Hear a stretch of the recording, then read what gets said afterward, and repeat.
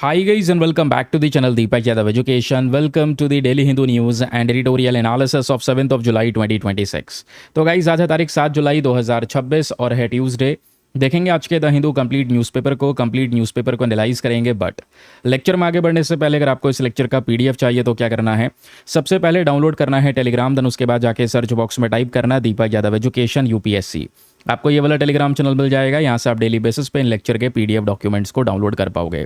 Now हमेशा की तरह हम लोग अपने लेक्चर को एक मैप के क्वेश्चन के साथ स्टार्ट करेंगे। तो आज आप सभी को मैप में जाकर देखना है नॉर्वे को कहाँ पर है एग्जैक्टली लोकेटेड, इसको अच्छे से मैप में देखना। देन उसके बाद आकर नीचे कॉमेंट सेक्शन में टाइप करना, जिससे कि आप लोग इसको लंबे समय तक याद रख पाओगे। तो चलिए फिर शुभारंभ करते हैं। आज काफ़ी कुछ है डिस्कस करने के लिए, शानदार से आर्टिकल्स हैं इस वाले सेशन में। खास बात यह है कि हम लोग न्यूज़पेपर के आर्टिकल के साथ साथ कुछ इंपॉर्टेंट नोट्स क्रिएट करते हैं और भविष्य में रिवाइज करने के लिए रिवीजन पॉइंटर्स हम लोग रेडी करते हैं और प्रैक्टिस करने के लिए on a daily basis practice question मिलते हैं। तो पूरे लेक्चर को अच्छे से सुनना, लास्ट में प्रैक्टिस क्वेश्चन मिलेंगे प्रीलिम्स के बेसिस पे, उनको अटेम्प्ट करना। अपना जो भी स्कोर आएगा उसको नीचे कमेंट सेक्शन में लिखना। केवल प्रैक्टिस क्वेश्चन ही नहीं, मेंस के लिए भी आपको डेली बेसिस पे प्रश्न मिलते हैं, यानी कि एक होलिस्टिक सा पूरा सेशन रहने वाला है जिसमें सभी इंपॉर्टेंट चीज़ों को यहाँ पे हम लोग कवर करने वाले हैं। तो दोस्तों यहाँ पे डिस्कशन हो रहा है सबसे पहले हमारे एक मिशन के बारे में, जिसके बारे में मैंने आपको थोड़े दिनों पहले पढ़ाया भी था। एक्चुअली में इंडिया में एक प्राइवेट स्पेस कंपनी है और उस प्राइवेट स्पेस कंपनी का नाम है स्काई रूट। स्काई रूट ने तैयार कर लिया है एक रॉकेट। इससे पहले हमारी प्राइवेट स्पेस कंपनी ने एक और रॉकेट लॉन्च किया था जिसका नाम था विक्रम एस, ये याद रखिएगा।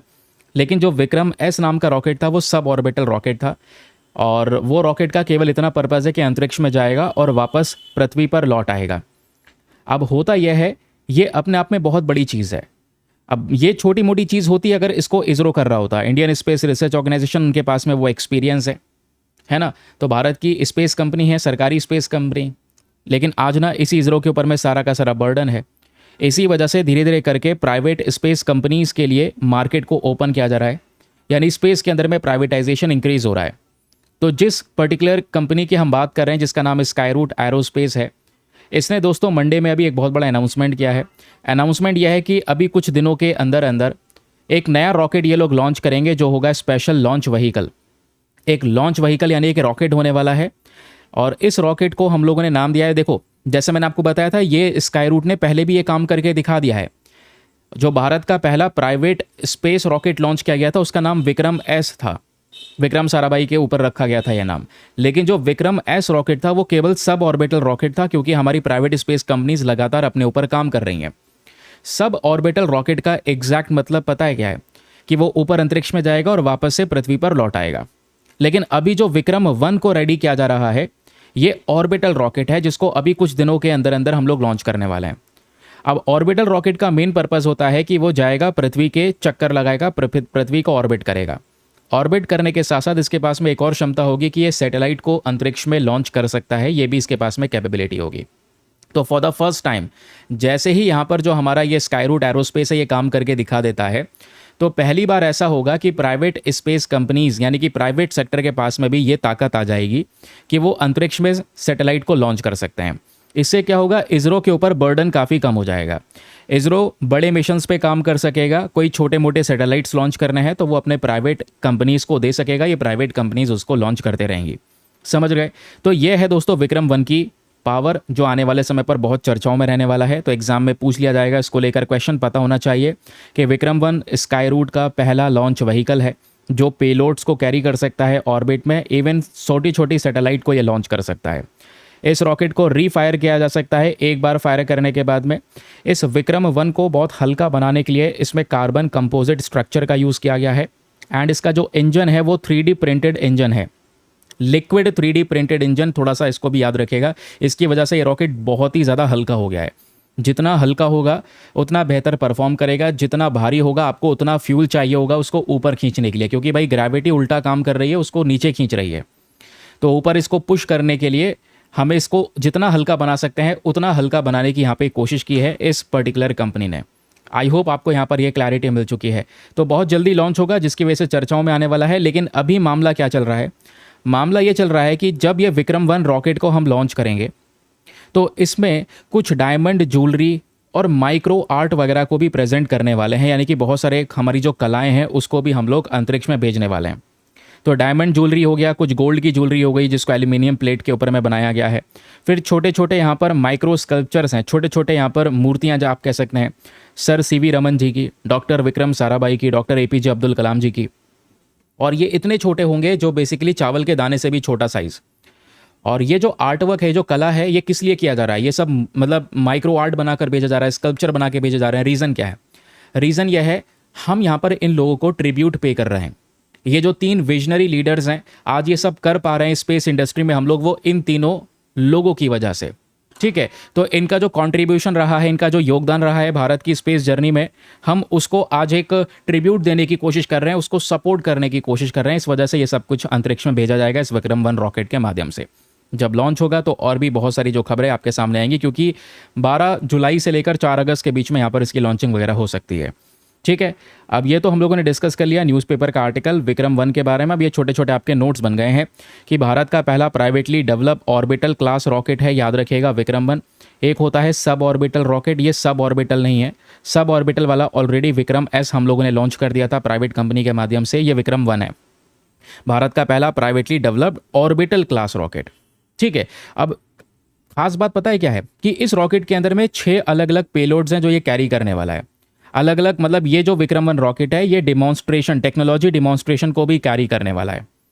जो हमारी अलग अलग स्पेस कंपनीज ने सामान बनाया है उसको ये कैरी करेगा। जैसे ग्रह स्पेस, भारत की एक और प्राइवेट स्पेस कंपनी है, इसका कुछ यहाँ पर सैटेलाइट है ना, सोलर्स करके, उसको यहाँ पर लॉन्च करने वाले हैं। डी क्यूब्ड बेसिकली जर्मनी की कंपनी है, याद रखिएगा। तो एक जर्मनी कंपनी भी यहाँ पर अपना कुछ इंस्ट्रूमेंट बनाकर दे रही है जिस पेलोड को हम लॉन्च करेंगे। स्काईरूट एरोस्पेस, स्कोप, उसके अलावा कुछ और भी पेलोड जो यहाँ पे कोमोसर्व स्पेस ने बनाया है। फिर इस मिशन के दौरान जो ये कोमोसर्व स्पेस रोबोटिक आर्म है, एक रोबोटिक आर्म, उसका भी यूज़ करने वाले हैं। इस आर्म को यहीं पर इस प्लेटफॉर्म के साथ में, इन पेलोड के साथ में जोड़ के रखा जाएगा, जो भविष्य की तैयारी को दिखाएगा। क्योंकि भविष्य में हमें क्या करना पड़ेगा, एक बहुत बड़ी प्रॉब्लम का सामना। जिस स्पीड से हम लोग सैटेलाइट्स को आज लॉन्च कर रहे हैं, उतनी ही स्पीड से अंतरिक्ष में कचरा जमा हो रहा है। क्योंकि सैटेलाइट की एक एज होती है, 10 साल, 15 साल, 20 साल काम करेगा, उसके बाद यहाँ पर वो कूड़ा बन जाएगा और अंतरिक्ष में तैरता रहेगा हाई स्पीड से।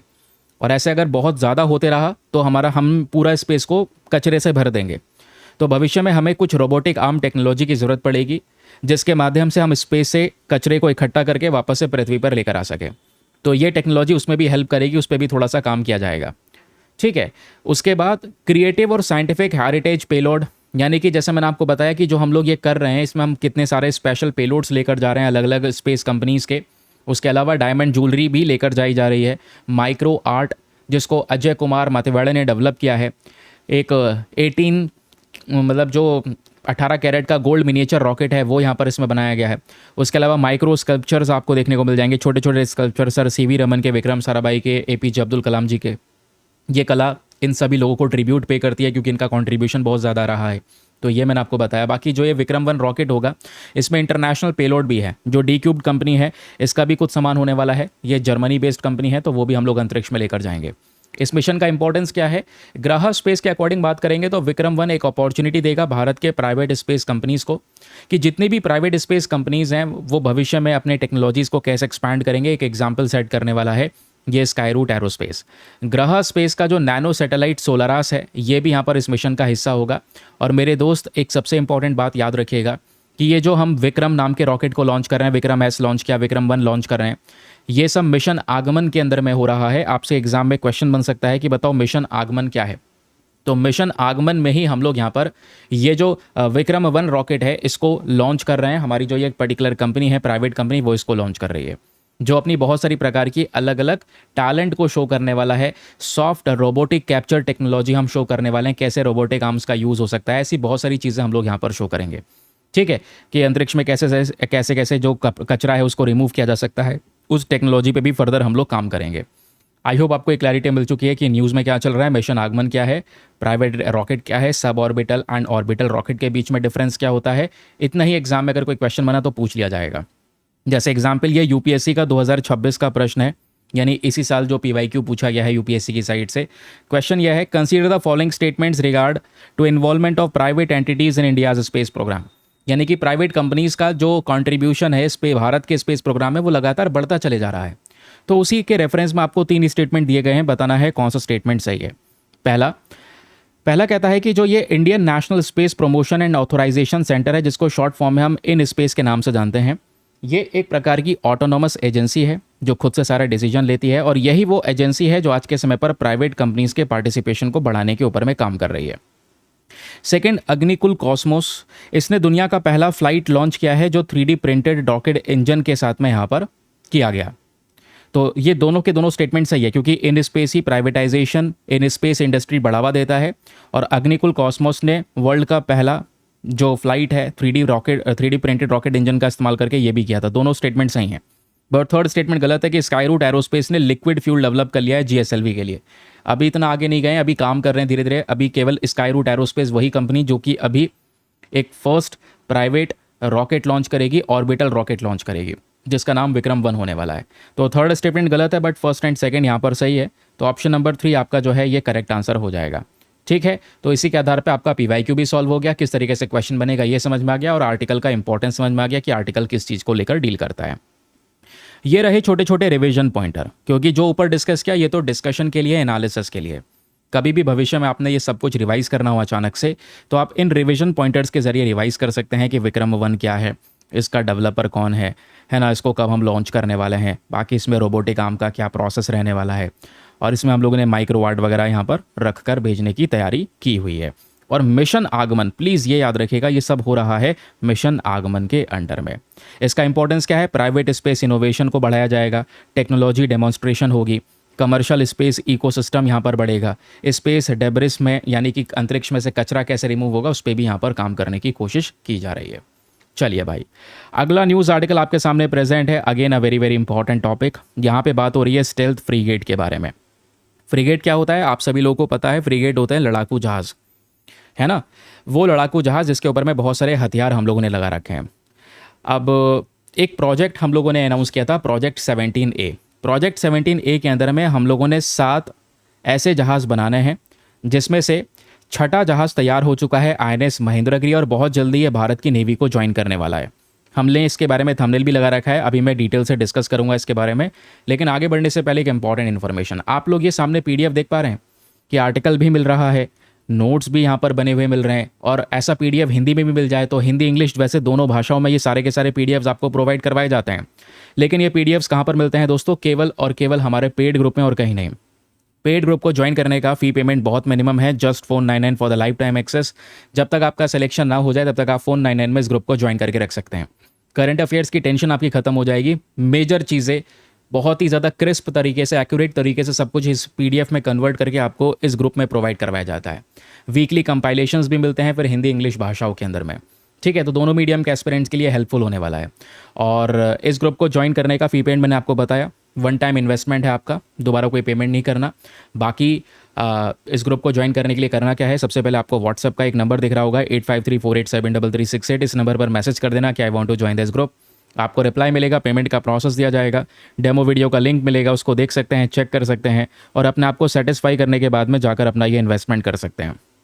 ठीक है दोस्तों, चलिए भाई आगे बढ़ते हैं अगले न्यूज़ आर्टिकल की तरफ। अच्छा, एक बात और याद रखना कि ये जो ग्रुप जिसमें आप ज्वाइन हो गए ना, ये आपका एक ऐसा इन्वेस्टमेंट है जो तुरंत रिकवर हो जाएगा। ठीक है, काफ़ी लोग यहाँ पर मेंशन करते हैं क्या मिलने वाला है।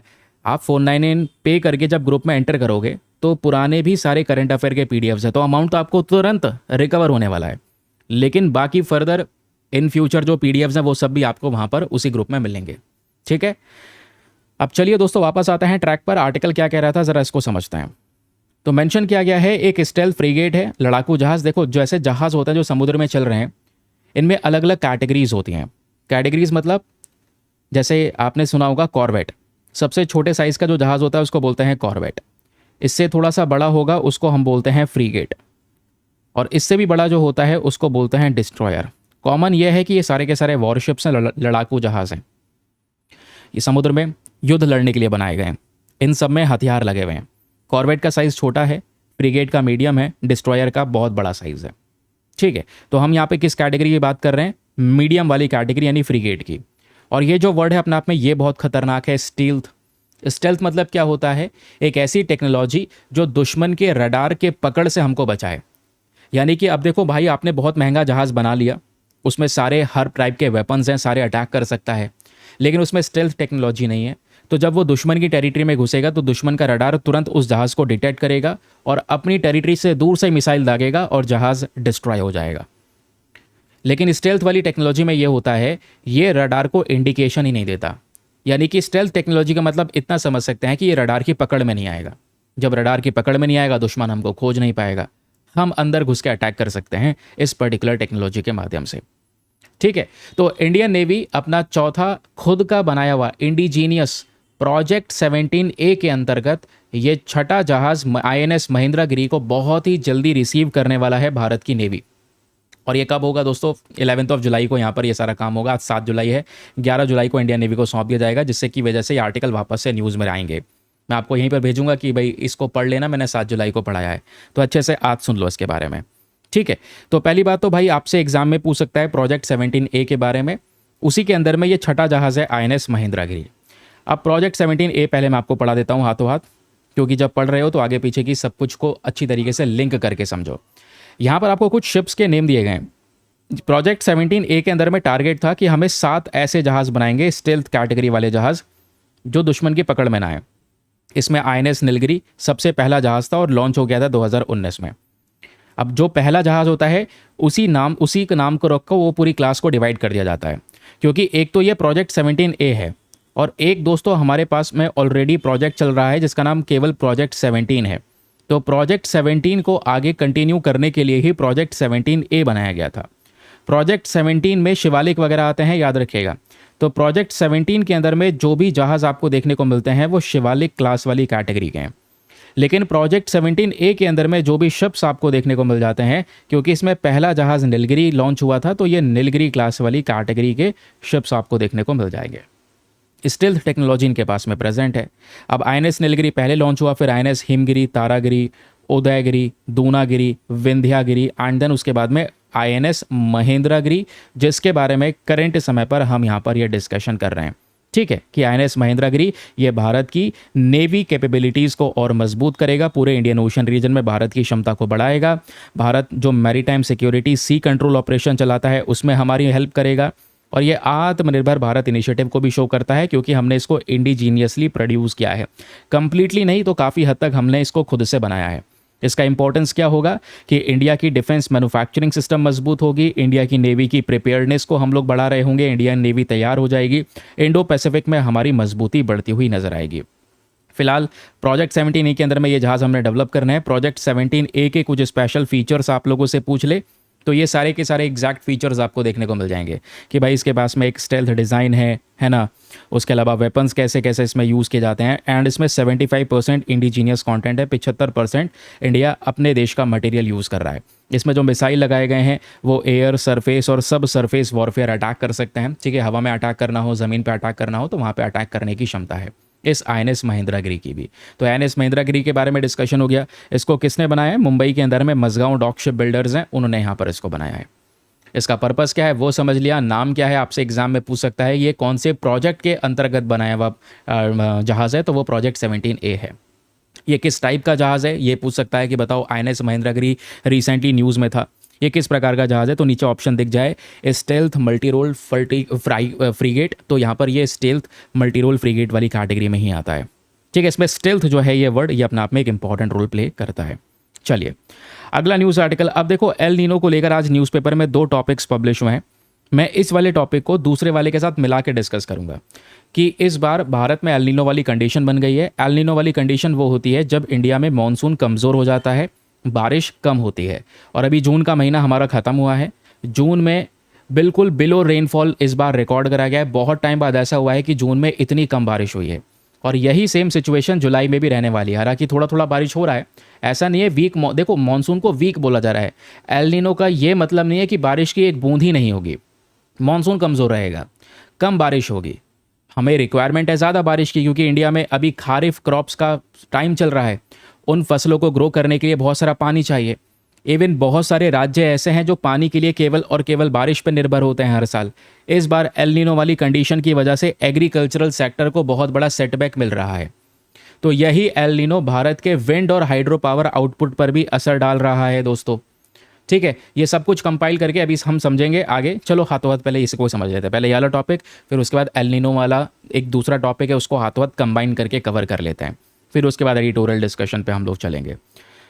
तो आर्टिकल को जब आप देखोगे तो यहाँ पे क्या बात हो रही है कि बारिश कम होने की वजह से इंडिया का जो विंड और हाइड्रो पावर आउटपुट है वो भी कम हो चुका है। बारिश कम है, मानसून कमज़ोर है, तो हवाएं भी कम चल रही है। और हवाएं कम चल रही हैं तो दोस्तों जो विंड मिल से हम इलेक्ट्रिसिटी प्रोड्यूस करते हैं, पवन चक्की से जो यहाँ पर बिजली बनाई जाती है, इसका प्रोडक्शन भी यहाँ पर इस बार कम हो गया है। और जो हाइड्रो पावर पानी के बहाव से हम लोग प्रोडक्शन करते हैं बिजली का, वो भी यहाँ पर कम हो गया है। तो हमारे पास में एक बड़ा गैप क्रिएट हो रहा है कि बिजली की डिमांड ज़्यादा है, सप्लाई इतनी नहीं हो पा रही है, लेकिन हम दिन में बहुत बेहतर तरीके से ऊर्जा बना पा रहे हैं सोलर पैनल्स के माध्यम से। प्रॉब्लम यह है कि इलेक्ट्रिसिटी बनती है और तुरंत यहाँ पर उसको यूज़ करना पड़ता है। अगर आप उसको स्टोर करना चाहते हैं तो आपके पास में एक मैसिव बैटरी स्टोरेज सिस्टम होना चाहिए, लेकिन इंडिया यहीं पर लैक करता है। तो जो हम लोग पार्टिकुलर टॉपिक हमेशा डिस्कस करते हैं कि हम दिन भर में बहुत सारी सोलर एनर्जी से बिजली बना तो रहे हैं, लेकिन रात के टाइम पर यह बिजली की कटौती बढ़ जाती है। रीज़न यह है कि रात में सूरज नहीं निकल रहा है और सोलर पैनल्स अब एक्टिवेट हैं नहीं, सोलर पैनल कोई ऊर्जा बना ही नहीं रहे। अगर हम दिन में ही उसी सोलर एनर्जी से अपने बैटरी मैनेजमेंट सिस्टम को चार्ज कर लेते, यानी अगर जो हमने बैटरी सिस्टम बनाया है, बैटरी इंफ्रास्ट्रक्चर को चार्ज कर लेते, तो रात में उस ऊर्जा का यूज़ किया जा सकता था। बट हमारे पास में वो बैटरी स्टोरेज सिस्टम ऐसा है ही नहीं, जिसकी वजह से आज हमें समस्याएं फेस करनी पड़ रही है। तो उपाय यही है कि भैया एक मैसिव सा बैटरी स्टोरेज सिस्टम को बना लो। ये बड़ा लेसन है हमारे लिए आज के समय का। तो एक रिपोर्ट आती है किसकी साइड से? क्रिया की साइड से। क्रिया बेसिकली एक बॉडी है यहाँ पर जिसका नाम है centre for research on energy and clean air.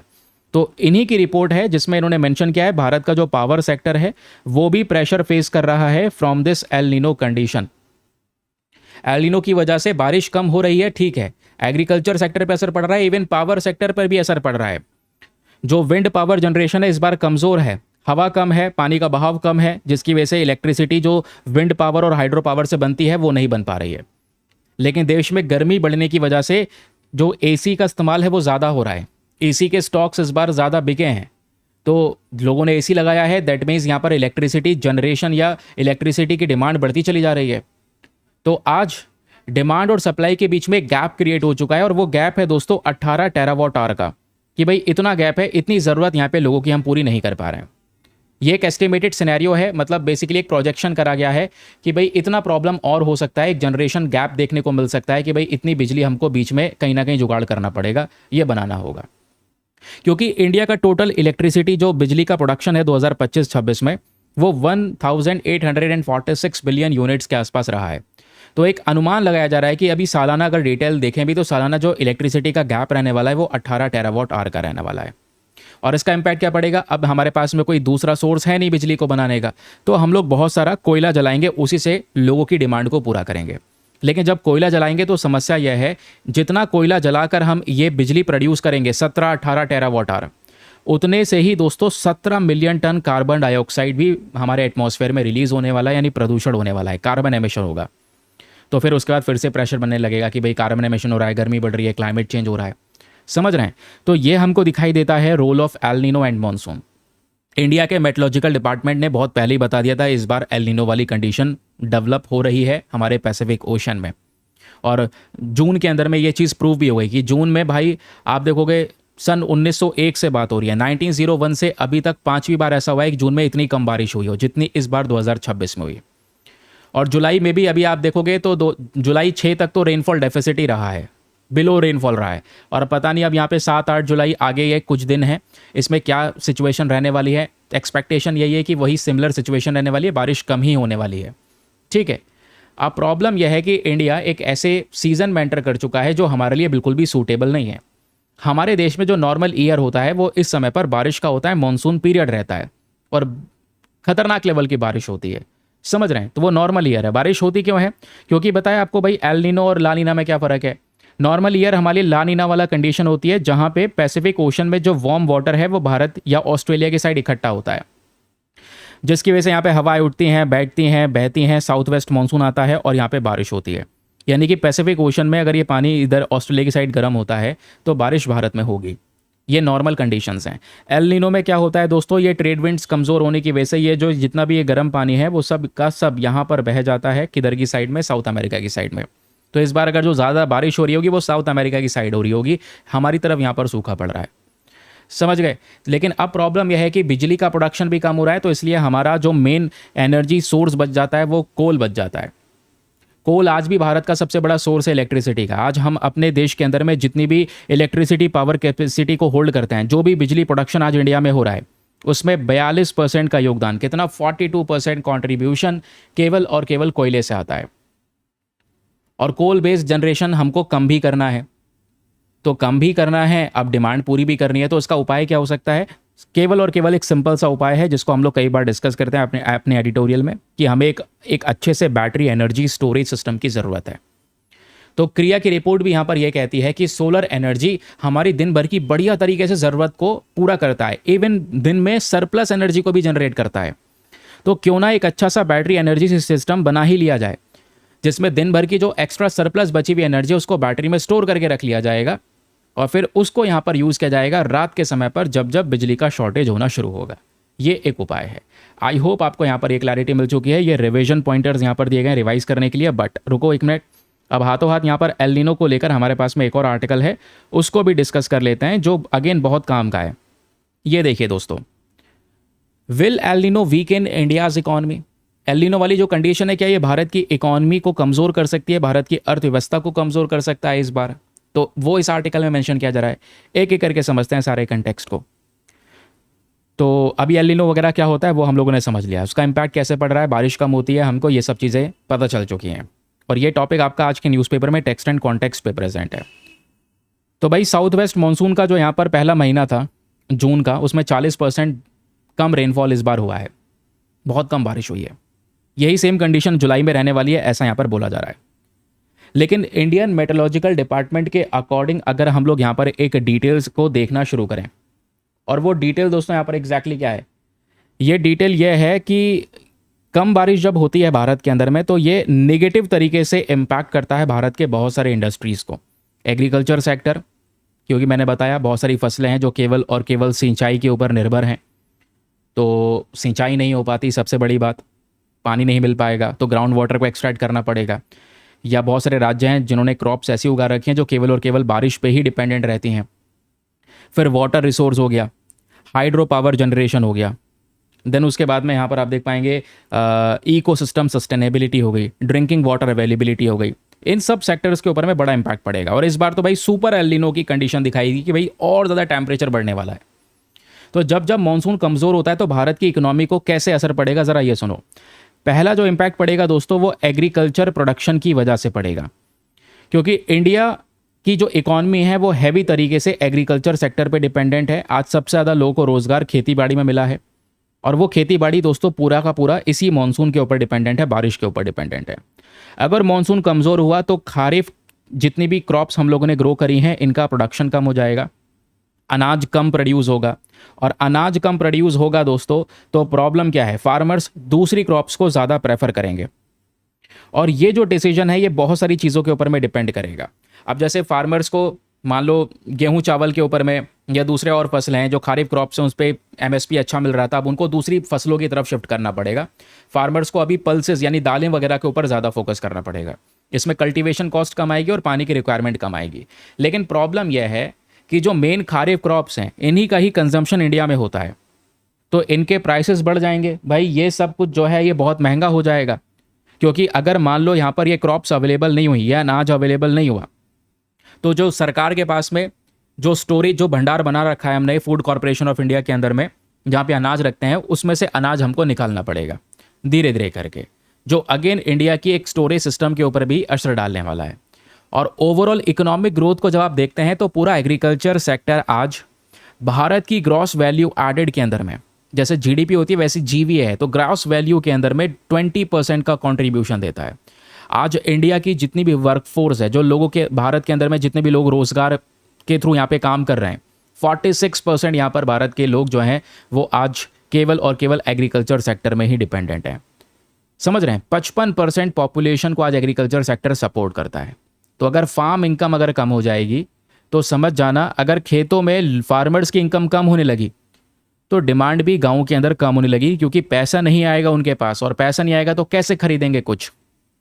और अगर बराबर यहाँ पर ये खेती बाड़ी होती रहती है, अच्छा प्रोडक्शन होता रहता है, बढ़िया पैसा वो लोग कमाते रहते हैं, तो वो सब पैसा सर्कुलेट होता है दोस्तों इकॉनमी के अंदर में। वो सामान खरीदते हैं, कंस्ट्रक्शन होता है, इवन ट्रैक्टर्स काफ़ी ज़्यादा बिकते हैं हर साल। इस बार ट्रैक्टर्स कम बिक रहे हैं, टू व्हीलर्स कम बिक रहे हैं, क्योंकि उन्हें पता है कि भाई यहाँ पर कोई यूज़ नहीं हो पा रहा है, बारिश नहीं होगी तो हमारी इतनी इनकम अच्छी नहीं होगी। तो इसका इम्पैक्ट ओवरऑल इकॉनमी पे पड़ रहा है, नहीं पड़ रहा है? बिल्कुल पड़ रहा है। फिर इंडस्ट्री, ट्रेड और एक्सटर्नल सेक्टर पर भी पड़ता है। फॉर एग्जांपल बहुत सारी इंडस्ट्रीज ऐसी हैं जो केवल और केवल रूरल डिमांड पर ही डिपेंडेंट है, कि भाई गांव में डिमांड होगी तभी हमारा सामान बिकेगा, तो उनकी सेल कम हो जाएगी अचानक से, वो ठप हो जाएंगे। फिर क्वेश्चन आता है अगर डोमेस्टिक प्रोडक्शन कम हो गया तो सरकार को बफर स्टॉक में से निकालना पड़ेगा। जैसे सरकार पेट्रोल के लिए स्ट्रेटेजिक पेट्रोलियम रिजर्व बनाती है, वैसे ही अनाज के लिए बफर स्टॉक मेंटेन करके चलते हैं। जैसे कोविड के समय पर बफर स्टॉक में से बहुत सारा अनाज निकाल निकाल के लोगों को दिया गया, वो इमरजेंसी के टाइम के लिए यूज़ होता है। तो गवर्नमेंट का बफर स्टॉक कम होना शुरू हो जाएगा। कई बार इंडिया को फूड इंपोर्ट करना पड़ सकता है, तो इससे करंट अकाउंट डेफिसिट बढ़ जाएगा, यानी इंपोर्ट करना पड़ेगा, तो बहुत सारा पैसा भारत का जाने वाला है बाहर। इंडियन रूपी प्रेशर में आ जाएगी। तो इंडियन एग्रीकल्चरल सेक्टर आप समझ रहे हैं ना, ये एक्सपोर्ट भी करता है, एक्सपोर्ट कम होने लगेगा अगर ये बारिश कमज़ोर रही या बारिश बिल्कुल भी नहीं हुई तो। ये है दोस्तों एल नीनो का इम्पैक्ट, स्पेशली भारत की इकॉनमी के ऊपर में। तो इस इम्पैक्ट को आप एग्जैक्टली इस प्रकार से देख सकते हैं। लेकिन प्रश्न आपके दिमाग में एक यही आएगा, तो अब यहाँ पे उसी चीज़ के बारे में डिस्कशन हो रहा है कि बहुत सारे जो मेजर ड्राफ्ट ईयर्स हैं, यानी बहुत सारे ऐसे पर्टिकुलर ईयर आपको देखने को मिल जाएंगे जो इंडिया में ऑलरेडी कई बार ऐसा एल नीनो वाली कंडीशन बनी है जब बहुत ज़्यादा सूखा पड़ गया था। फॉर एग्जाम्पल 1972 का टाइम, 1982, 2009 एंड 2005। ठीक है, आप देखोगे ये कुछ ऐसे साल हैं, सन 2000 के बाद में कुछ ऐसी कंडीशंस आई हैं। 5 बार हम लोगों ने सीवर रेनफॉल डेफिशिएंसी को फेस किया है, जब बारिश बहुत ही ज़्यादा कम हुई है देश के अंदर में। फिर 2009 से लेकर 2010 के बीच में आप देख पाओगे तो बारिश बहुत बेकार सी रही थी, पुअर रेनफॉल था, इरिगेशन कम हो पाया, सिंचाई कम हो पाई, है ना। और जो फूड इन्फ्लेशन है वो डबल डिजिट में पहुंच गया था। 2014-15 में अगेन एल नीनो बुरी तरह से अफेक्ट करता है बारिश को। तो ये जो इन्फ्लेशन है, ये इन्फ्लेशन आप कह सकते हैं बहुत ज़्यादा रिलेट करता है इन सब चीज़ों से। अगर ये इसके प्राइसेस बहुत ज़्यादा बढ़ जाएंगे तो सही तरीके से फूड मैनेजमेंट नहीं हो पाएगा। समझ रहे हैं? तो ये एल नीनो का इम्पैक्ट है। अब क्वेश्चन ये है, क्या भारत एल नीनो के लिए प्रिपेयर है? कि अगर मॉनसून कमज़ोर पड़ गया क्या हम उसके लिए तैयार हैं? मेजर चैलेंजेस हमारे सामने क्या हैं? एग्रीकल्चरल मिनिस्ट्री के अकॉर्डिंग बताया जा रहा है 315 डिस्ट्रिक्ट्स ऐसे हैं जिसके ऊपर में पुअर मॉनसून का एक बड़ा खतरा है। 315 डिस्ट्रिक्ट पे बुरा असर पड़ सकता है। 111 डिस्ट्रिक्ट्स ऐसे हैं जो 12 राज्यों में जो हाई रिस्क में हैं, जहां पर सिंचाई के लिए कुछ नहीं मिलने वाला। और ये वो 111 डिस्ट्रिक्ट्स वो डिस्ट्रिक्ट्स हैं दोस्तों जहां पर इनकी जो फसल है, जो पूरा का पूरा एग्रीकल्चर सेक्टर है, वो मेनली केवल और केवल रेनफॉल के ऊपर में डिपेंड करता है। ये है कंडीशन। फिर जुलाई 2 तक की हम सिचुएशन देखेंगे तो ये जो वाटर स्टोरेज है 166 रिजर्वायर के अंदर में, ये बताया जा रहा है कि 47.725 बिलियन क्यूबिक मीटर्स के आसपास है। जबकि लास्ट ईयर की बात करेंगे सेम पीरियड में, तो जो ये वाटर स्टोरेज रहा करता था वो 78 point something billion cubic metre था। यानी इस बार वाटर स्टोरेज भी ऑलरेडी कम है। मतलब करेंट समय पर जितना भी वाटर अवेलेबल है ये पानी की ज़रूरत को पूरा कर देगा, मिला देगा। बट अगर मानसून थोड़ा सा भी कमज़ोर पड़ गया लंबे समय तक तो इससे बहुत सारा स्ट्रेस होने वाला है यहाँ पर वाटर स्टोरेज सिस्टम के ऊपर में, वाटर इम्पैक्ट के ऊपर में भी। तो प्रश्न यह है कि व्हाट शुड इंडिया डू? हमें क्या करना होगा? हमें दोस्तों अपने इरिगेशन इंफ्रास्ट्रक्चर पे काम करना होगा। हमें ऐसी क्रॉप वेराइटीज़ को ग्रो करना होगा जो सूखे में भी ग्रो कर सकें, हाई प्रोडक्टिविटी क्रॉप्स हों, है ना। वाटर स्टोरेज कैपेसिटी यहाँ पर इंप्रूव करनी होगी। डिजास्टर के से लड़ने के लिए अपने आप को प्रिपेयर करना होगा। पब्लिक इन्वेस्टमेंट को हमें इंक्रीज़ करना होगा एग्रीकल्चर सेक्टर में। तो ये कुछ चीज़ें हैं जिसके बेसिस पे यहाँ पे जो एक्सपर्ट्स है रिकमेंड करते हैं कि हमें ये सारे काम करने होंगे, जिससे कि हम लोग अपने सिचुएशन को थोड़ा बहुत हैंडल कर पाएंगे। बाकी सिचुएशन है जाएगी आएगी, ठीक है। तो ये कंडीशंस हमको देखने को मिल रही हैं। अब इसी के आधार पे एक मेंस का क्वेश्चन आपको दिया गया है। आप सभी लोग चाहो तो यहाँ पर इस प्रश्न को अटेम्प्ट कर सकते हैं, और अटेम्प्ट करने के बाद में इसको लिखकर सबमिट कहाँ पे करना है वो भी बताऊंगा। बट क्वेश्चन क्या है पहले इसको देख लो। Recurring El Nino events pose significant risk to India's agricultural led economy. El Nino के कमज़ोर होने की वजह से आज भारत की एग्रीकल्चर लेड इकॉनमी के ऊपर में एक भयंकर असर पड़ रहा है। तो इसी के बेसिस पे आपने डिस्कस करना है कि भाई इस कमज़ोर एल नीनो का इम्पैक्ट एग्रीकल्चरल प्रोडक्शन पे कैसे पड़ रहा है, महंगाई पे कैसे पड़ रहा है और इकोनॉमिक ग्रोथ पे क्या इम्पैक्ट पड़ रहा है। एट दी लास्ट आपने वो तरीके बताने हैं कि जिसके माध्यम से हम भारत का क्लाइमेट रेजिलियंस को इंप्रूव कर सकें, क्लाइमेट से लड़ने की जो क्षमता है वो इंडिया के पास में इंप्रूव हो सके। तो ये हिंदी में भी दिया गया है, आराम से यहाँ पर इसको रीड करिएगा, एक अच्छा सा आंसर लिखिएगा। आंसर लिखने के बाद में कहाँ पे सबमिट करना है, टेलीग्राम पर जाना, वहाँ पे जाके सर्च बॉक्स में लिखना Deepak Yadav education mains group. जैसे आप फुल फॉर्म लिखोगे मेरा टेलीग्राम चैनल मिल जाएगा, वहाँ पे आप जाकर अपने आंसर्स को सबमिट कर सकते हैं। ठीक है, आंसर लिखना कैसे है, तो ये कुछ आपको पैटर्न दिया गया है। सबसे पहले इंट्रोडक्शन कुछ इस प्रकार से देना है, देन आप इंडियन इकोनॉमी के ऊपर में क्या इंपैक्ट पड़ रहा है उसको आप इस तरीके से एक्सप्लेन कर सकते हैं, समझा सकते हैं, and the last one is conclusion. ठीक है, अभी एक और आर्टिकल है, फटाफट उसको भी डिस्कस करते हैं, वो भी ज़रूरी है, लेकिन देखो इतना ज़रूरी नहीं है ये वाला आर्टिकल जो लास्ट वाला है, इसको मैंने इसलिए बिल्कुल लास्ट में खींच दिया है। एआई के बारे में हम बहुत डिस्कशन कर चुके हैं। इस आर्टिकल में जो राइटर हैं इन्होंने इतना बताया है कि भाई देखो आर्टिफिशियल इंटेलिजेंस को लेकर ना आज भारत जो है ये काफ़ी ज़्यादा डिपेंडेंट है यूएसए के ऊपर में या दूसरे कंट्रीज़ के ऊपर में। एआई टेक्नोलॉजी के मामले में चाहे वो क्लॉड हो, चैट जीपीटी हो या कितनी भी एआई टेक्नोलॉजीज़ हो, वो अमेरिका डेवलप कर रहा है। हम केवल इन टेक्नोलॉजी को परचेज कर रहे हैं, उसी के आधार पर काम कर रहे हैं, टेक्नोलॉजी को इम्पोर्ट कर रहे हैं। तो ये हमारे ऊपर एक बुरा असर डालने वाला है, समझ रहे हैं। क्यों ना हमें खुद से अपना एक लोकल एआई को बिल्ड करना चाहिए, उसी चीज़ के ऊपर में यहाँ पर जो राइटर है उन्होंने जोर दिया हुआ है। तो क्या अप्रोच यहाँ पे डिस्कस की जा रही है, आइए मैं आपको थोड़ा सा समझाता हूँ। पहली बात देखो, यहाँ पे बात यह है कि जब हम बात कर रहे हैं ग्लोबल साउथ की, तो आज कई बार देखा जाता है कि ग्लोबल साउथ में जो डेवलपिंग कंट्रीज़ हैं, भारत जो है इनको लीड करता है, ग्लोबल साउथ की दुनिया भर में आवाज़ उठाने का काम करता है। हम इस चीज़ को देख रहे हैं, लेकिन दूसरी तरफ हम ये भी देख रहे हैं कि इंडिया बहुत ही ज़्यादा डिपेंडेंट होता चले जा रहा है एआई के मामले में भी। वैसे ही हम बहुत सारे सेक्टर्स के ऊपर में चाइना के ऊपर निर्भर हैं या दूसरे कंट्रीज़ के ऊपर निर्भर हैं। अब एआई की बात करेंगे तो एआई को लेकर भी दोस्तों हमारा जो डिपेंडेंस है वो अमेरिका के ऊपर में लगातार बढ़ता चले जा रहा है, समझ रहे हैं, जो कहीं ना कहीं हमारे ऊपर इंपैक्ट डालेगा भविष्य में जाकर। इससे एक बहुत बड़ा रिस्क जनरेट हो सकता है हमारे लिए। तो चिंता क्या है, चिंता यह है कि आज जितनी भी प्रोमिनेंट एआई टेक्नोलॉजी है वो यूएस सेंट्रिक है, यूएसए यहाँ पर उसको बना रहा है, समझ रहे हैं। और इंडिया क्या है, केवल और केवल इस यूएस की एआई टेक्नोलॉजी का कंज्यूमर बन रहा है, केवल उस टेक्नोलॉजी को हम कंज्यूम कर रहे हैं। तो ज़्यादातर जो इकोनॉमिक गेन्स आपको देखने को मिल जाएंगे वो अमेरिकन टेक्नोलॉजी कंपनीज के पास में। इंडिया केवल यहाँ पर कंज्यूम कर रहा है ना, और पेमेंट कर रहे हैं, उनको फ़ायदा कमा के दे रहे हैं, और वो जो कंपनीज है वो ग्रो कर रहे हैं। तो भारत के लिए इशू क्या है, इशू यह है कि इंडिया केवल और केवल फॉरेन एआई टेक्नोलॉजीज़ के लिए कंज्यूमर बनकर रह गया। इवन आज हम लोग उनको डेटा प्रोवाइड करवा रहे हैं, अपना ही डेटा दे रहे हैं, लेबर प्रोवाइड करवा रहे हैं, मिनरल्स, लैंड, वाटर, इलेक्ट्रिसिटी, अपने देश में डेटा सेंटर बना रहे हैं इन बड़ी बड़ी कंपनीज़ के लिए ताकि ये डेटा स्टोर कर सकें। उसके लिए कुछ ज़मीन वगैरह खरीदी जा रही हैं। तो ये दिखा रहा है कि ये सबसे फ़ायदा क्या है, इंडिया ये सब कुछ प्रोवाइड करवा रहा है, प्रोड्यूस नहीं कर रहा है। और इनका अल्टीमेटली फ़ायदा किसका होगा, फ़ायदा होगा उन कंपनीज़ का, उन एआई जनरेटेड कंपनीज़ का जो ये कंपनीज़ काम कर रहे हैं। तो इंडिया हमेशा से कमज़ोर हो जाएगा इस एआई मॉडल डेवलपमेंट में। सेमीकंडक्टर के मामले में हमने देखा कितने लेट हो गए हम, आज हम सेमीकंडक्टर को डेवलप करने की बात कर रहे हैं। तो इसमें अभी भी टाइम है कि इंडिया को अपने कुछ इंडिजीनियस एआई टेक्नोलॉजीज़ के ऊपर में काम करने की बहुत ज़्यादा आवश्यकता है। अभी अपॉर्चुनिटी कैसे होगी, देखो अभी ना 6-7 जुलाई 2026 की बात कर रहे हैं, यानी कि कल और आज में एक मीटिंग चल रही है यूएन ग्लोबल डायलॉग की। एआई के ऊपर में स्पेसिफिकली डिस्कशन हो रहा है। इंडिया को इस प्लेटफॉर्म का इस्तेमाल करके एक मल्टीलेटरल एआई गवर्नेंस को प्रमोट करना होगा कि भाई हम एक ऐसे इंफ्रास्ट्रक्चर को बनाएं जहां पे बहुत सारी कंट्रीज़ का इन्वॉल्वमेंट हो, केवल एक सिंगल कंट्री यहां पर एआई को रन ना कर रही हो। हमें कॉपरेशन बढ़ाना होगा ग्लोबल साउथ कंट्रीज़ के बीच में, एक लोकल एआई इकोसिस्टम अपने देश में बनाना होगा, डिजिटल स्किल्स प्रोवाइड करवानी होगी, अपने देश में एआई इंफ्रास्ट्रक्चर को मजबूत करो। खुद का एआई बनाना बहुत ही ज़्यादा ज़रूरी है। हम कब तक चीज़ों को इंपोर्ट करेंगे, कब तक बाहर की टेक्नोलॉजीज़ का यूज़ करेंगे, कब तक यहाँ पर ब्रेन ड्रेन चलता रहेगा। इंडिया के यूथ को यहाँ पे अपॉर्चुनिटीज़ नहीं मिल पाती, बाहर अपॉर्चुनिटीज़ मिलती है तो वो सीधा बाहर के लिए कॉन्ट्रीब्यूट करते हैं। तो इंडिया के पास में बहुत बढ़िया पॉलिटिकल पोजीशन है, हमारे पास में टेक्नोलॉजिकल कैपेबिलिटी है, टैलेंट है बहुत सारा, बहुत बड़ा मार्केट है। हम लीडर बन सकते हैं एआई गवर्नेंस के मामले में। लेकिन कैसे, 4 चीज़ों पे फोकस करके, public interest, user safety, autonomy और इंटरनेशनल कॉपरेशन के बेसिस पे एआई को डेवलप किया जा सकता है। और इसके लिए आप पूरे ग्लोबल साउथ कंट्रीज़ को साथ में उठा के ले आओ ना। हमें लेकर आना चाहिए ग्लोबल साउथ कंट्रीज़ में इतने सारे कंट्रीज़ हैं, सबको साथ में लेकर आओ। हम आपस में एक दूसरे के साथ डेटा शेयर कर सकते हैं, कंप्यूटर रिसोर्स प्रोवाइड करवा सकते हैं, एआई गवर्नेंस फ्रेमवर्क्स बना सकते हैं, मिलकर काम कर सकते हैं। ठीक है, कलेक्टिवली काम करेंगे तो ज़्यादा बढ़िया रहेगा। बड़ी बड़ी कंपनीज़ का एक बड़ा काउंटर बैलेंस रहेगा, साथ में मिलकर काम करोगे, काफ़ी सारी कंट्रीज है जिनका योगदान रहेगा। केवल सिंगल कंट्री अपना दबदबा, अपना डोमिनेंस नहीं मेंटेन कर पाएगी। यही चीज़, यही मुद्दा हम इंडिया के एआई इम्पैक्ट समिट में उठा रहे थे, जो इस बार फरवरी के अंदर में हुआ।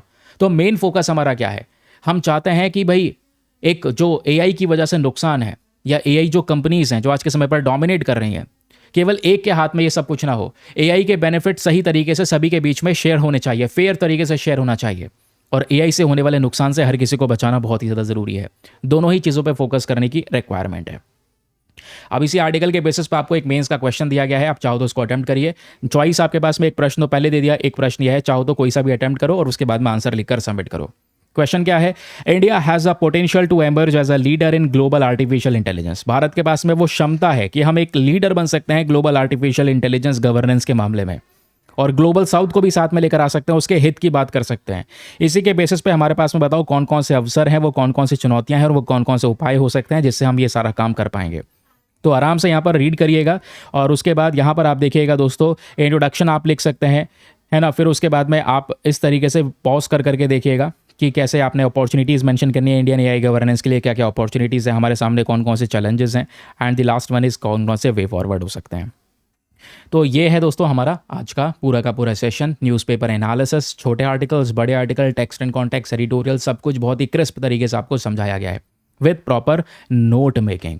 मेंस क्वेश्चन और अब प्रीलिम्स प्रैक्टिस क्वेश्चन की बारी है, तो स्टार्ट हो जाओ, जल्दी जल्दी कमेंट सेक्शन ओपन करो और आंसर लिखना शुरू करो। देखेंगे कितना सीखा है आपने आज के सेशन से। Question 1, consider the following statements regarding Vikram 1 mission. Vikram mission 1 mission को लेकर आपके पास में 3 स्टेटमेंट है, बताना है कौन सा स्टेटमेंट सही है। पहला, विक्रम 1 भारत का पहला privately developed orbital class rocket है। सेकंड, ये जो रॉकेट है इसको डेवलप किया है स्काईरूट एरोस्पेस ने। थर्ड, ये जो मिशन है ये केवल और केवल टेक्नोलॉजी डिमॉन्स्ट्रेट करेगा और कुछ काम यहाँ पर उसका है नहीं। तो बताएं तीनों में से कौन सा स्टेटमेंट सही है। Option number A 1 and 2 only, B 2 and 3 only, C 1 and 3 only, या फिर डी तीनों के तीनों स्टेटमेंट्स यहाँ पर करेक्ट हैं। चलिए नेक्स्ट क्वेश्चन आपके सामने प्रेजेंट है, which one of the following is the primary advantage of stealth frigate such as INS Mahendragiri. जैसे आईएनएस महेंद्रगिरी एक प्रकार का स्टेल्थ फ्रीगेट है, लेकिन स्टेल्थ फ्रीगेट का मेन प्राइमरी एडवांटेज क्या होता है, फायदा क्या होता है, ये बताना है। पहला, क्या इनमें क्षमता होती है कि ये न्यूक्लियर वेपन्स को कैरी करते हैं केवल। सेकंड, क्या इनमें क्षमता होती है कि ये रडार को पछाड़ सकते हैं और दुश्मन की पकड़ में आने से बच सकते हैं। क्या इनमें क्षमता होती है कि ये ऑपरेट कर सकते हैं केवल शैलो कोस्टल वाटर्स में। क्या इनमें क्षमता है कि ये ह्यूमैनिटेरियन असिस्टेंस वगैरह प्रोवाइड करवा सकते हैं, डिजास्टर रिलीफ ऑपरेशन दे सकते हैं, एक्सक्लूसिवली इनके लिए बनाया गया है। तो बताएं इनमें से कौन सा आंसर सही है रिगार्डिंग आईएनएस महेंद्रगिरी। जल्दी जल्दी नीचे कमेंट सेक्शन में लिख दो, बहुत ईजी क्वेश्चन है। Next article according to next question according to the article, कौन सा आर्टिकल है भाई, ये आपका एडिटोरियल है। तो उसके बेसिस पे यहाँ पे बोला रहा है, which one of the following measure is most strongly recommended to reduce India's renewable energy curtailment in India. Bharat के अंदर में अगर हमें रेन्यूएबल एनर्जी की प्रॉब्लम को दूर करना है तो हमारे पास में कौन सा एक तरीका हो सकता है, ये बताओ। क्या हमें कच्चे तेल को ज़्यादा से ज़्यादा इंपोर्ट करना चाहिए, क्या हमें सोलर पावर जनरेशन को कम कर देना चाहिए दिन के समय पर, या फिर रिन्यूएबल एनर्जी प्रोजेक्ट को बनाने से रुक जाना चाहिए, या फिर अपने बैटरी स्टोरेज सिस्टम पे काम करना चाहिए और इलेक्ट्रिसिटी ग्रिड को अपग्रेड करना चाहिए। तो बताएं क्वेश्चन नंबर 3 का आंसर एग्जैक्टली क्या होना चाहिए। तो ये था दोस्तों आज का हमारा डिस्कशन। आई होप आपको मजा आया होगा, बहुत कुछ जानने को मिला होगा। सेशन का पीडीएफ बता चुका हूँ, पीडीएफ को ज्वाइन करने की, ग्रुप को ज्वाइन करने की पेड इन्फॉर्मेशन अवेलेबल है। आज के लिए bye bye, have a nice day, thank you and जय हिंद।